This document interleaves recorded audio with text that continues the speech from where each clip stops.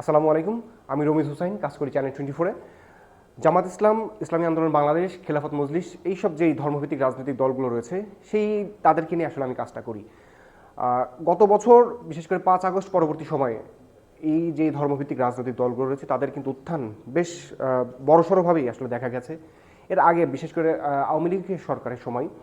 জামাত ইসলামের কার্যক্রম কিন্তু অনেকটাই এক প্রকার নিষিদ্ধ ছিল এবং ইসলামী আন্দোলন বাংলাদেশ এবং অন্যান্য খেলাফত মজলিস সহ যে সমস্ত ধর্মভিত্তিক রাজনৈতিক দলগুলো রয়েছে তারা কিন্তু অনেকটা কোণঠাসায় ছিল। যে গণ অভ্যুত্থানের পরবর্তী সময়ে তারা কিন্তু একটি নতুন যে বাংলাদেশের স্বপ্ন তারা আসলে বাংলাদেশের মানুষ দেখতে শুরু করেছে, তারাও কিন্তু বেশ বিএনপির মতোই কিন্তু তারাও একইভাবে সুযোগ নিয়েছে। আরেকটি যে বিষয়, তারা কিন্তু এরই মধ্যে সর্বপ্রথম 8 দলীয় একটি জোট করেছিল, পরবর্তীতে সেটি 10 দলীয় জোটে রূপান্তরিত হয়েছে। এই যে ত্রয়োদশ জাতীয় সংসদ নির্বাচন, এই নির্বাচনকে কেন্দ্র করে তারা কিন্তু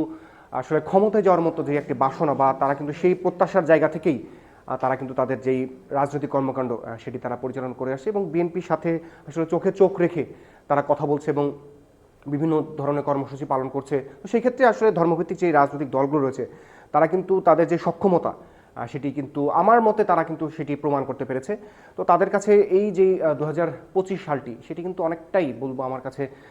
যে তারা যেই প্রত্যাশা করেছিল সেই প্রত্যাশার থেকে অনেক বেশি প্রাপ্তি তারা বিশেষ করে ধর্মভিত্তিক যে রাজনৈতিক দলগুলো রয়েছে তারা কিন্তু সেটি পেয়েছে। এবং সামনের যেই 2026 সাল আসছে এবং সেখানে প্রথমেই অর্থাৎ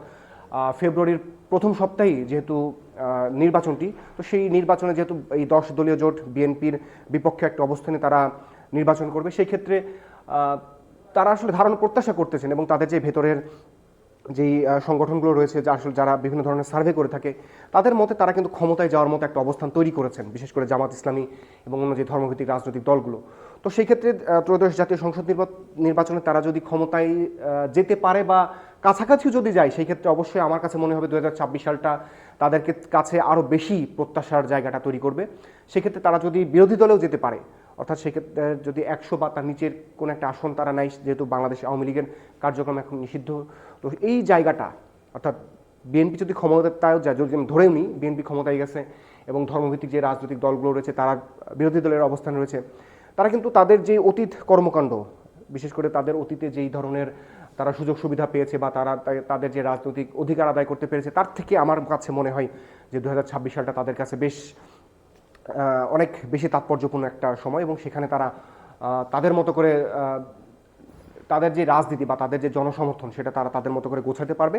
এবং ত্রয়োদশের পরে যে চতুর্দশ সংসদ নির্বাচন, সেই ক্ষেত্রে তারা এইবার যদি ত্রয়োদশে তারা যদি ক্ষমতায় নাও আসতে পারে, অর্থাৎ তারা কিন্তু তাহলে চতুর্দশ সংসদ নির্বাচন অর্থাৎ আরও 5 বছর পরে যে নির্বাচন, সেখানে কিন্তু তারা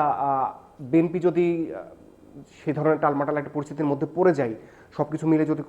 কিছু যদি তারা ঠিকমতো করতে না পারে, সেই ক্ষেত্রে হয়তো চতুর্দশ সংসদ নির্বাচনে তারা ক্ষমতায় যেতে পারে, এরকম একটা সম্ভাবনা কিন্তু